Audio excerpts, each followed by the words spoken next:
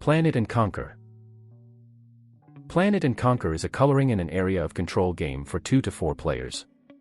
4 of the most technologically advanced planets in an unknown solar system are in a battle to conquer other planets for their resources. You are one of the top tactical commanders tasked to map out the routes and deploying troops to capture and defend your planets. Game components. 1 Jumbo Coil Book. 4 wood meeples in red, orange, green, and blue. 16 cubes in red, orange, green, and blue. AD6. AD4. And parts bag.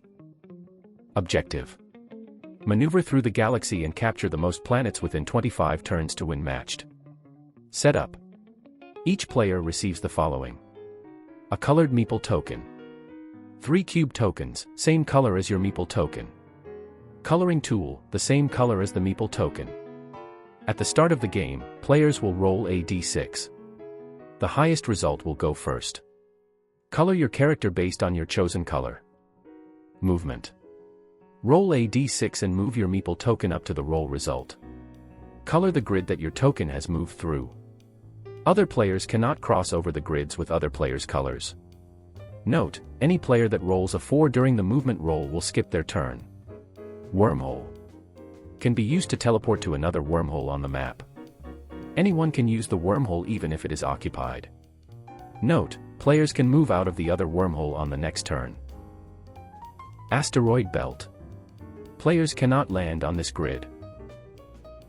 Captures. Once a player lands on a planet, they can place any amount of cube tokens in their possession to attack or defend the planet. The cube tokens will be stacked on top of each other. Update the planet capture tracker. If it is not contested, it will be captured as long as the player has at least 1 available cube token. The player can withdraw their cube tokens in the beginning of their turn, but it cannot be placed on or used to attack another planet on the same turn it was withdrawn.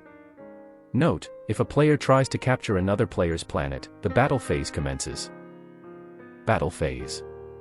Each player will roll a d6 for each cube token they placed on the planet. The highest sum wins the battle. The player that lost the battle will retreat back 5 spaces within their route. In this example, orange player has 3 cube tokens defending planet E, blue player got 6 as a result of their d6 roll and wants to attack and capture planet E. Blue player wants to only use 2 cube tokens to attack. Blue player will roll twice based on the number of their tokens. On the other hand, orange team can roll a d6 3 times to defend their planet E. If the sum of the dice roll for blue player is higher than orange player, then orange player will capture planet E and blue player will have to retreat 5 spaces back. If orange player gets a higher sum than blue player, then blue team will have to retreat 5 spaces back. Relay stations. A player that lands on a relay stations will roll a d4. The player will be granted the following based on the dice roll result. 1 will grants +1 movement. 2 will player teleports to the nearest unconquered planet. 3 will grants +1 attack. 4 will grants +1 cube token. Can only be granted once per game. Note, a relay station can only be used 1 time. Update the buff bonus chart to keep track of the bonus granted by the relay stations.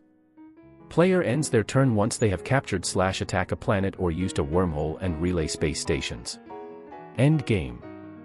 At the end of the 25th turn, the player with the most planets captured wins the game. The tracker will only count the last player that captured the planet. In the example below, the red player has captured 4 planets, blue player captured 2 planets, orange player captured 2 planets and green player captured 2 planets. In this game, red player wins the game.